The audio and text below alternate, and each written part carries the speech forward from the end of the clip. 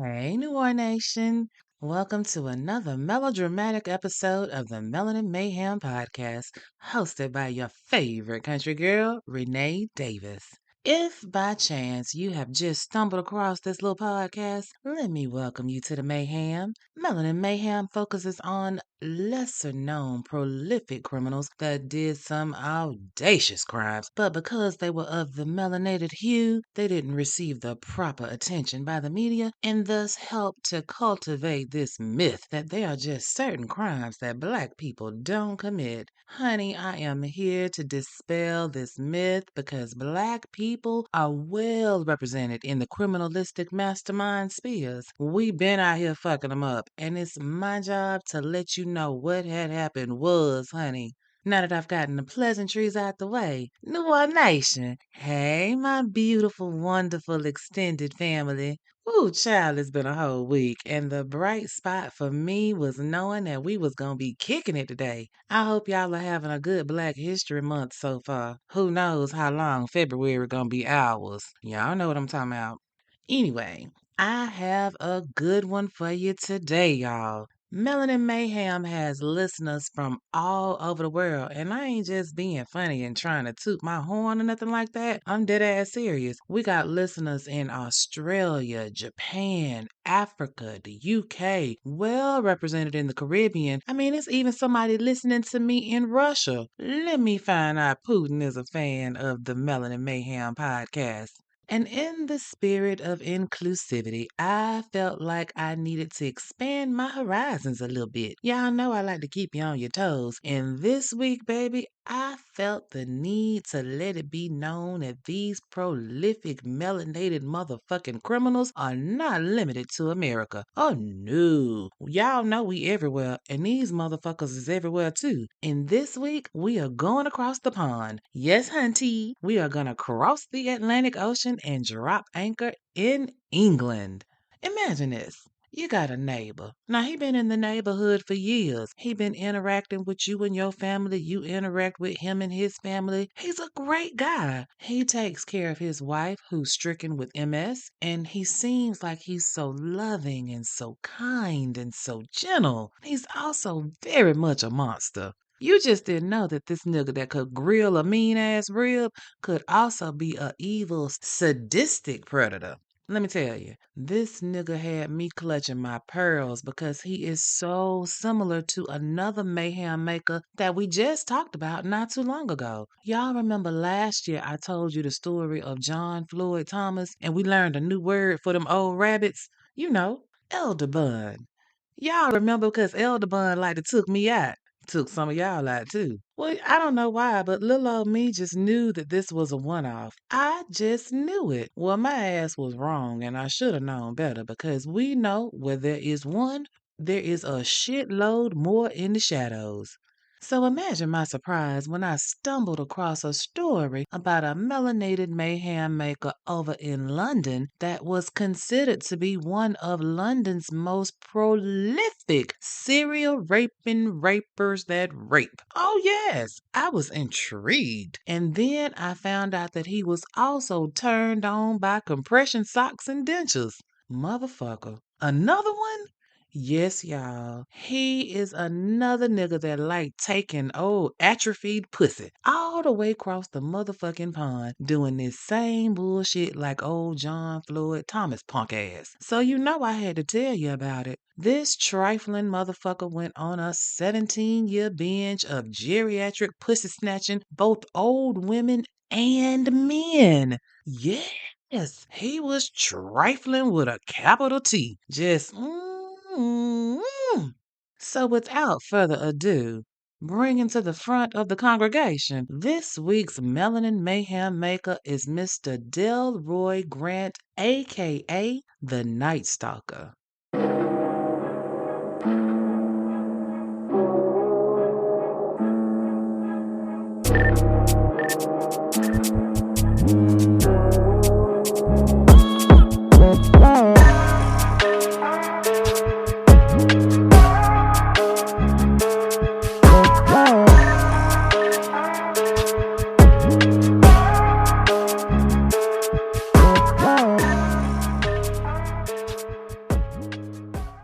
Now, because we are stepping outside of the geographical locations in makeup that we used to, never fear the country girl has got a quick lesson on how London is made up. It's kind of like New York in the fact that it is broken down into 32 boroughs, which are distinct neighborhoods that make up the greater London area. So, using New York as an example, our mayhem maker would have been raping it up in Manhattan, the Bronx, Brooklyn, Queens, and Staten Island. And because we know each of these boroughs has its own police departments, that makes it really hard to track and know the full scope of the rapes that were being committed. So, okay, London's got 32 boroughs, and inside of each of these boroughs are distinct districts that we might think of as like towns or counties, right? So keep that in mind as we delve into this story. Okay, so Delroy Easton Grant was born September 3rd, 1957, in Kingston, Jamaica. He grew up there. Now, his daddy's name was George Grant, and I couldn't find his mama's name, but I do know that she walked out on her husband and her children when Delroy was like 2 years old, which makes me wonder what the fuck was going on in that house to make that woman leave her husband and her three children, because Delroy had two older brothers. But whatever it was, she dipped, and Delroy was raised in Kingston by what was described as an elderly aunt. Now, I'm not a psychiatrist and I don't play one on TV either, but I think that this might be a very important tidbit of information to hold on to, Noir Nation. I think it may have had some bearing on our story. Well, y'all tell me about it on social media if y'all agree with me. So Delroy, he lived a normal life or whatever, and when he was 15 in 1972, his daddy, who was a trucker, he got an opportunity for a job in Great Britain, and so he decided to take young Delroy along with him because he didn't want him getting into that shit on the streets of Kingston. And y'all know, as parents, we do that. We will try to move away to give our children a better life. Well, that shit backfired on George, because when Delroy got to London, that little nigga got buck-ass wild. Come to find out, Delroy got sticky fingers. Yeah, this little nigga liked to steal, and when they turned him loose on the streets of London, so began his life of petty thievery. Now, y'all know, petty thieves don't stay small time for long, and Delroy was no exception.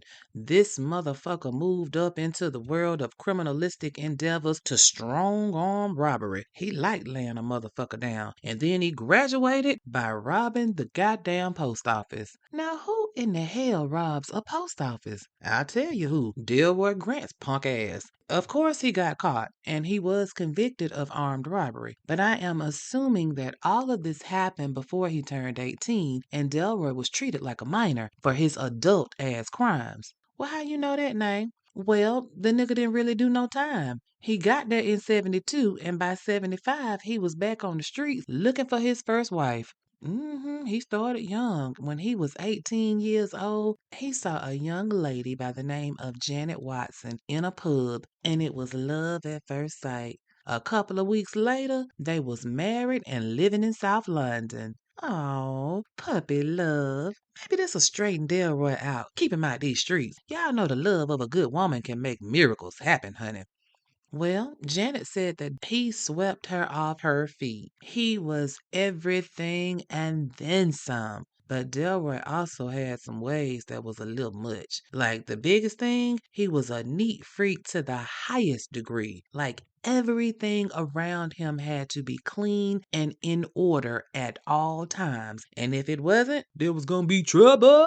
Trouble. Honey, Delroy was not to be played with, baby. Well, Janet wasn't cleaning the way that Delroy wanted the shit clean, and he started putting hands on Janet, and love turned to hate real bad. He would flip the fuck out on Janet at any time. She said that if the spoons weren't turned the right way in the drawer, that was cause for a backhand. Oh, the toilet paper ain't on the roll the way he like it? Baby, he finna Ike Turner that ass. And Janet, she tried to stick it out. And in between the beatings, they had two kids together. A son named Delroy Jr. and a son named Michael. Now the tea on the street is that Delroy was so crazy that he even went upside Janet's head while she was in labor because some shit wasn't right at the crib. Nigga, what? He stayed on Janet's ass for like 2 years until he decided he just wasn't gonna put up with her untidiness no more.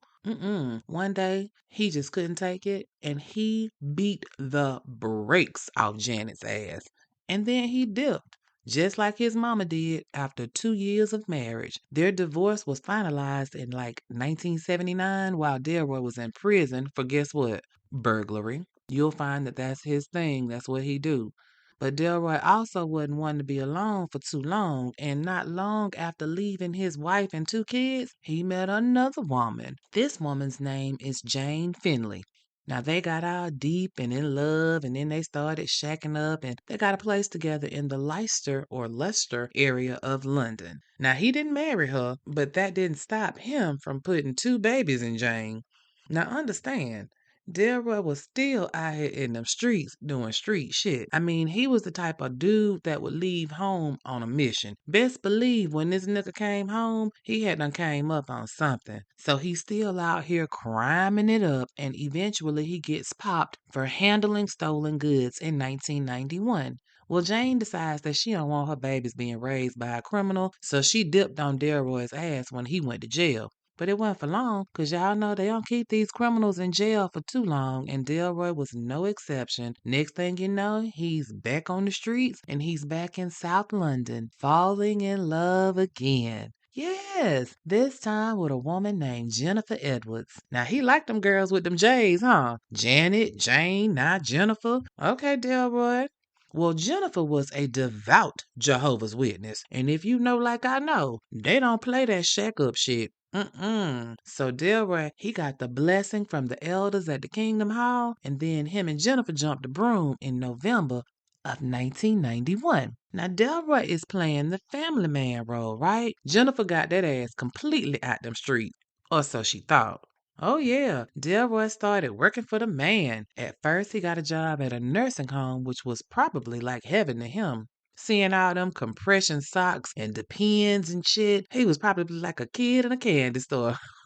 But this nigga apparently had enough sense not to shit where he eat because there were no reports of any residents ever being messed with. So Delroy moved on and he got a job as a cab driver, which you gonna see is a good ass cover for his extracurricular activities. So he's going to the Kingdom Hall and the witnesses like this nigga for Jennifer. They say that Jehovah has sent her a good one. Now when they met, Jennifer had twin daughters and then Delroy knocked her up with 2 more children, 2 sons. He was a boy making machine. But you notice that the number 2 seems to play a significant role in Delroy's life. I mean, his mama left him when he was 2, and every chick get 2 kids by him. And if he don't stick around, he at the 2 year mark, he's gone. I'm just saying, 2 seems to be a recurring thing. Now, his wife, Jennifer, unfortunately, she was stricken with multiple sclerosis, or MS, and eventually the disease took a big toll on her and she got sicker and weaker. But Jennifer's got a man at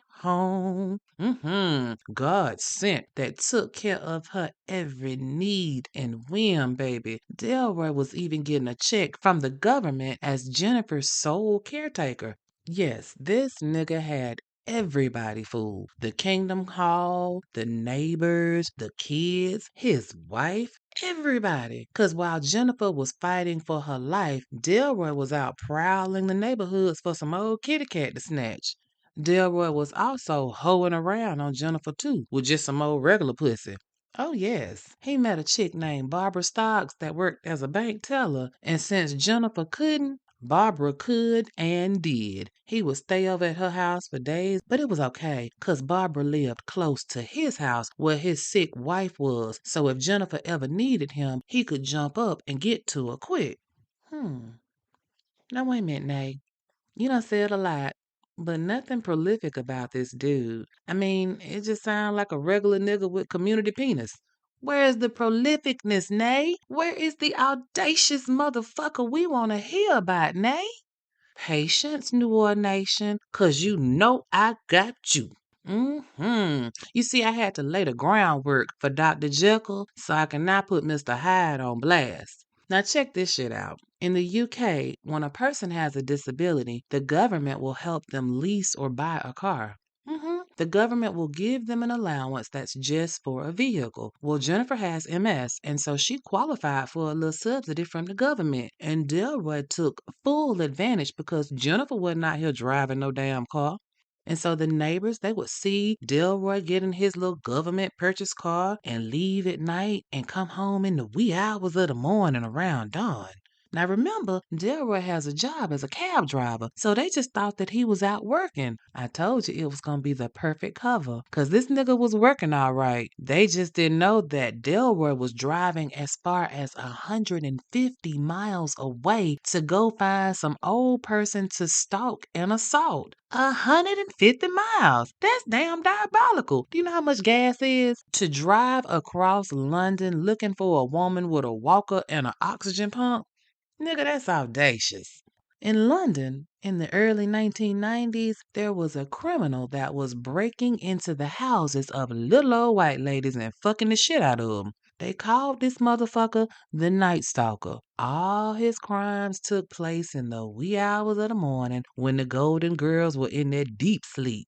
Now, this motherfucker that they call the Night Stalker only attacked white women and the occasional man in their later years. I'm talking 75 to 99 years old. Petunia and Horace, if you will. And his preferred hunting ground was South London. But please understand, whatever Delroy fell through, he pulled that dick out on somebody for a one-way trip to Pound Town, baby.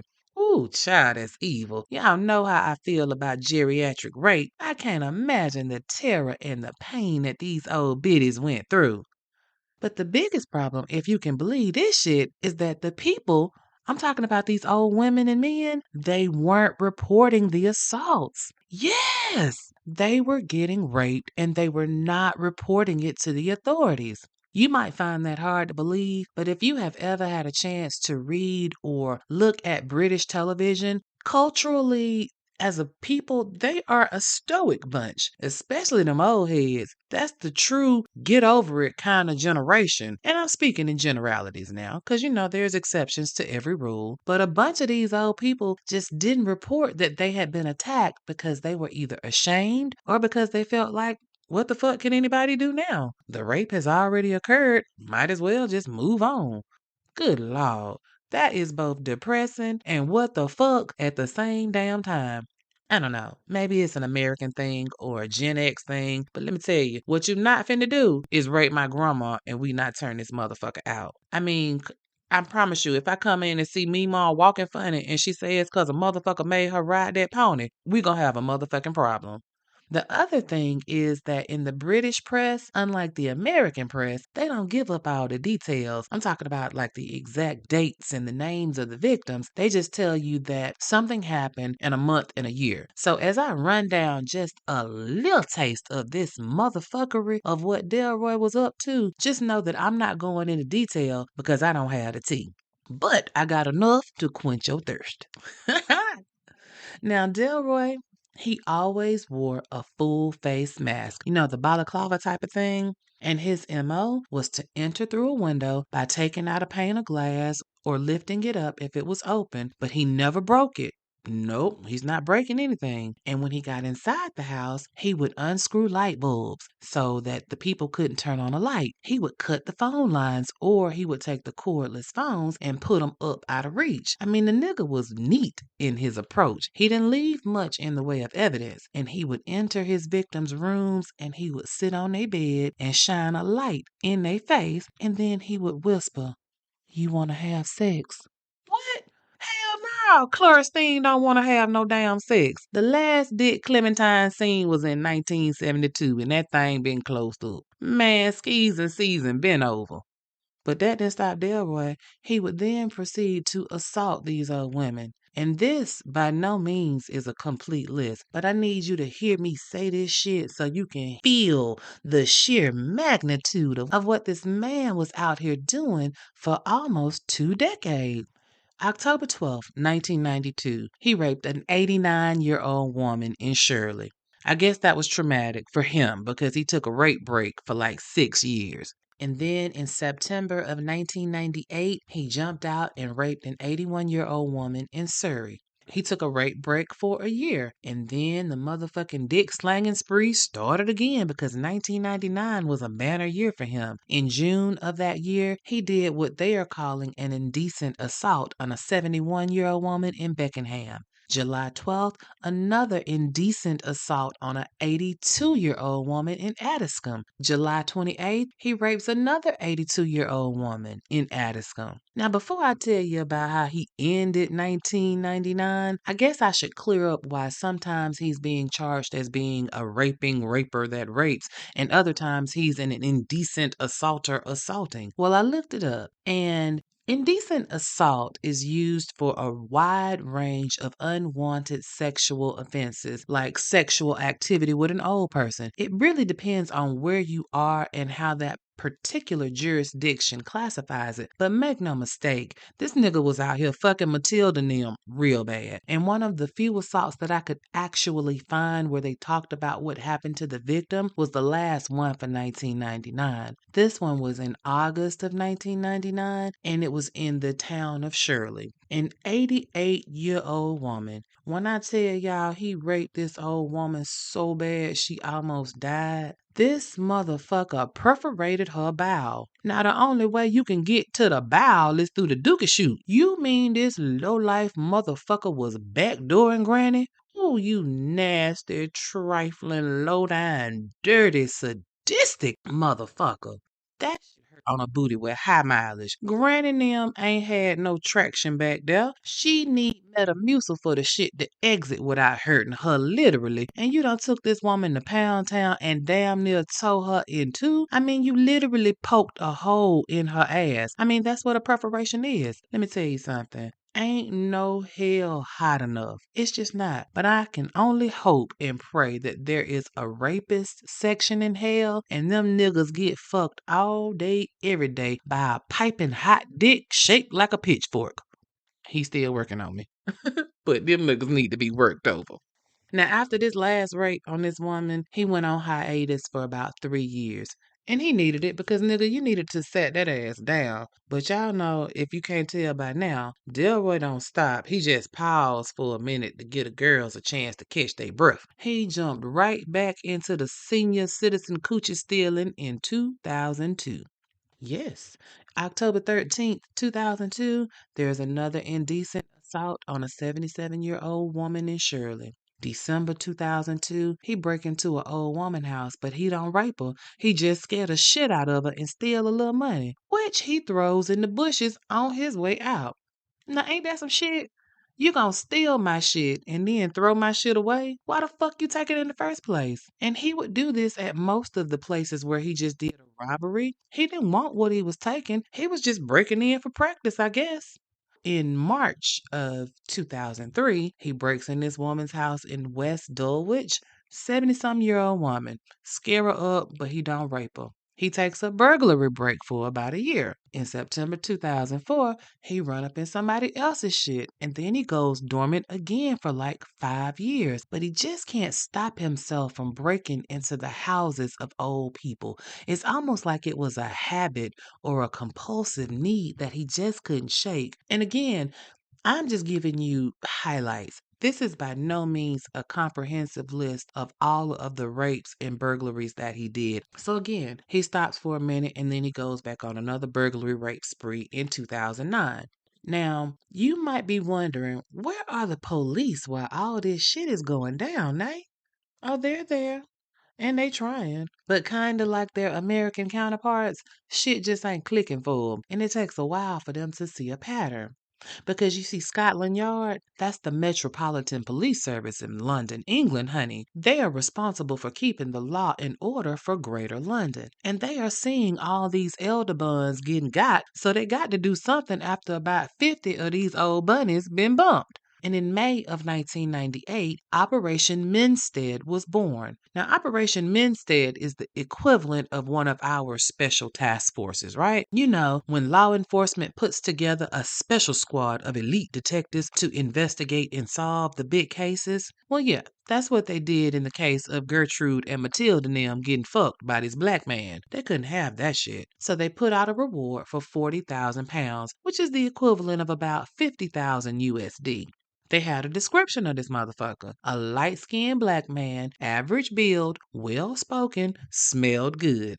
Like that don't even make no type of sense as a description, right? And anyway, this nigga wasn't light-skinned neither. But I guess if you ain't black as an ace of spade, you light-skinned. Anyway, we're not gonna go into colorism today. So they started running back the recordings from CCT cameras in the areas where these elderbuns were getting got, and they could see a nigga walking towards a blue car around the time any rape was reported in that area. But y'all know, or maybe you don't know, but CCT footage is grainy as a motherfucker, and it was like watching a black blob walk. So you really couldn't make anything out, but they had something. They know the nigga getting in a blue car. But what they couldn't do was pin this nigga down. I mean, he would start and then he would stop. He would be over here, then he would be over there. Remember, this nigga would drive up to 150 miles to go fuck Muriel. Police didn't know if the perp was getting locked up and that was the reason for the big gaps or what. He didn't have any rhyme or reason to how and when he attacked, which was fucking the cops up because they didn't know where he was gonna pop up next. But he was leaving DNA all over the place. And that DNA, it told the police that it was the same person doing this fuckery. But it didn't tell them who the nigga was. But they worked the shit out of that DNA, let me tell you. And while they didn't have his social security number, they could tell from the DNA that the perpetrator was of Jamaican descent and that his parents came from the Windward Islands of the Caribbean. Now, mind you, at this point, it's like March to July of 2004 when all of this is coming out. And at the time, there were about 21,000 Jamaican men in the area. So this is what the police did. They put out the word that they would like for all of the men of Jamaican descent to come in and give a voluntary sample of DNA to exclude them as suspects. And as problematic as that sounds, the Jamaican men that weren't out here putting dick to Doretha, they went in and got swabbed and eliminated themselves. That left 1,000 Jamaican men that was like, fuck you, I ain't finna give you shit, you can kiss my ass. So from 21,000 to 1,000, that's workable. And the police started working on that list, but they wasn't working hard enough because them golden girls keep getting fucked. But as time keep on slipping, Petunia keep on getting poked. And so the police then try to appeal to the consciousness of this monster. In 2006, they took to the radio and to the TVs with messages to the Night Stalker directly, telling him that he should feel ashamed of what he was doing and he should just turn himself in. Clearly that didn't work because Penelope's pussy was still getting pounded. I'm just saying. But peep this, Noir Nation. Authorities knew for absolute truth that this nigga got 200 confirmed bodies on that dick. But remember, I told you many of these elderbuns didn't report their assault. So who knows how many this nigga actually raped? And y'all know I always say, whatever the number they got, times that shit by 3. Could this nigga have actually raped over 600 women? As scary of a thought as that is, it is totally possible. Oh, Jesus. Now, Operation Mensteed wasn't producing any results. I mean, they started this shit in 1998, and by now it's 2009, and the Night Stalker is still out here taking Old Spice cookies. And the motherfucker switched it up on their ass and attacked a man and attacked an old man in August of 2009. Yes! A 77-year-old man had his booty hole played with by this motherfucker. My lord, today. Broke in this man's house, took his shit, and took his shit. It was time to step that game all the way up because if y'all don't, somebody granny gonna come up pregnant. So they decided to set up surveillance using about 70 officers hiding out in houses and buildings all around the South London area where this nigga liked to pussy snatch granny. And they got the CCT cameras looking for anybody moving suspicious and for that blue goddamn car. And they do this shit for a couple of weeks straight, but nothing happens. Doubt starts to creep in. Maybe this nigga know that we on to him and he done took this nasty dick somewhere else. Or maybe he just decided to stop this madness and leave this old coochie alone. They don't know what to do, but they decide to just keep at it. And that shit paid off too. On the night of November 14, 2009, about 1:30 in the morning, they spotted a man that fit the profile, meaning he was black, and he was jogging towards a blue car that fit the description of the car we been looking for. So they called out to the surveillance teams, everybody be on deck, and they followed the man, and when they pulled him over, in the back of his wife's disability car was everything a motherfucker needed to break in somebody's shit. So then they brought out the K9 and they went back to where he first started at, where they seen him. And the K9 tracked his scent from where he came from and found a victim. They got your ass now, nigga. And on November 16th, 2009, they officially arrested and hit that ass with 22 charges, which broke down like this: 5 charges of rape, 6 charges of indecent assault, and 11 charges of burglary. Wait, Nate. I thought you said that they knew that he was good for 200 rapes. I did, and they did. And for whatever reason, 22 charges was all that they threw at him. And I think it had something to do with the age of the victims. Clementine Nim probably didn't want to have to go through a trial, whether it was because of the stress or the embarrassment or just old fucking age. You gotta remember that his victims are 80 plus. I'm talking, we're going from 80 to 100. Beatrice wasn't trying to go through all that shit. She's still taking six baths from her assault. Well, England moves fast, and Delroy's trial began March 1st, 2011. His people, I'm talking about his neighbors, his family, his wife and kids, they are still in shock that this nigga Delroy is the motherfucker that's been out here raping the elderbuns. But y'all, Delroy's defense, he said that maybe his son did it. I'm talking about one of his sons from his first wife. He said that his first wife, the one whose ass he used to beat, he said that she was setting him up. Nigga, this woman ain't thought about your ass since 79 when you walked out, and she don't want no parts of your ass. Are you truly trying to say that Janet took some of your baby powder and saved it for 13 plus years to frame you? A lie don't care who tell it, as long as it get told.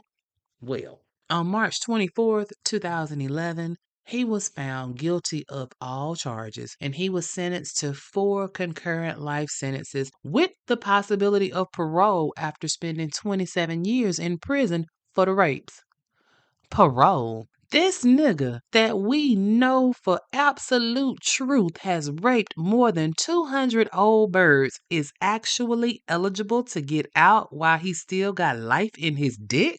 Okay, England. They also gave him 8 years for each assault and 6 years for each burglary. I guess. Delroy was sent to the Franklin jail, which is a maximum security joint. Now, I have no idea if he is still at that particular prison because in the UK, you got to fill out an application to get inmate information, and the prisoner has to give permission to release their information to you, and the whole process takes more than a month. So we gonna assume Delroy punk ass is still at the Franklin jail and is hopefully getting sent to Pound Town by all the big black dicks in that bitch. And that, Noir Nation, is the story of Delroy Easton Grant, a man considered to be one of the most prolific rapists in UK history. And I gotta tell you, when this shit first went down, Delroy didn't want to talk to nobody. No interviews for you. After spending about a year locked down, suddenly this nigga's tongue get loose and he wanna tell the world about some of the shit that he did that don't nobody know about. But you see, racism extends to criminalistic activities as well. We know this. If you have ever heard any type of story about any serial killer, you know that when they get caught, the police and everybody else want to interview them to try to figure out what makes them tick, to see if they can find out if there are any more bodies out there, right? This happens to all these sick mastermind motherfuckers. And Delroy was told after his conviction that he should expect some visits from law enforcement of all kind. I mean, again, Delroy was considered to be London's most prolific rapist. Of course they're gonna want to pick his brain. Except they didn't. Nobody came to see Delroy. Which is why he started putting out the word that, hey y'all, I'm ready to talk when y'all are. But didn't nobody come. Nobody. They didn't ask that geriatric raping motherfucking not one single question. When Scotland Yard was asked, hey, why y'all ain't over there talking to Delroy? They basically said, it's on our to do list and we'll get to him at some point. Nigga, what? If that was a white boy out there raping Maleficent, y'all would be all over him trying to find out why and was he abused as a child, and somebody would interview all his neighbors and his friends. But not this black man that y'all know has dicked down more than 200 old birds? Really? Okay. Say you racist without saying you racist. And y'all know I like to tie up loose ends as best as I can. As for his wife, Jennifer, and the children, when Delroy was arrested, the Kingdom Hall came and snatched her and them children up out their house and moved them somewhere else. And when they was asked about Jennifer, all they would say is she's being supported by her family and the Kingdom Hall. In other words, we don't know that nigga. Warm, charming, and always friendly is how people describe Delroy. Handsome man, always dressed smartly in expensive clothes, and he showered the women he was fucking with flowers and gifts of all kinds. Sounds like how many of our American prolific criminals are described. I really felt like we needed to hear that it's not just here in the US. Prolific melanated criminals are everywhere, and they blend in regardless of their geographic location. Their brutality knows no boundaries, regardless of the language spoken or the cultural norms. And I also gotta tell y'all that the police in London, they fucked up the church's money the same way they do here. Oh, yes. Would it surprise you that they had Delroy's name as a suspect as far back as May of 1999? Oh, yes. A witness seen Delroy and his car and gave the police the tag number, but they fucked around and somehow, instead of investigating the man who had a blue BMW, they investigated another criminal named Delroy Grant who just happened to have a background. Come on, man, that's Police Basics 101. You got a tag number for a specific car. You run this tag number and you get the name Delroy Grant, but you don't go investigate this motherfucker? Really? Okay. They dropped the ball. And because of that, 146 women would be victimized. Then, in 2001, somebody gave them Delroy's name again. And they were like, nope, we've already cleared him. And they didn't even look into him. Like, make it make sense. I don't give a fuck what. Go back over the list again and again and again. Delroy as a criminal is just strange because, other than the fact that he preferred old coochie, he would also do the strangest things in the presence of his victims. There are accounts that say that sometimes the old ladies would fight back and they would fuss at him, and when they did that, he would apologize and leave.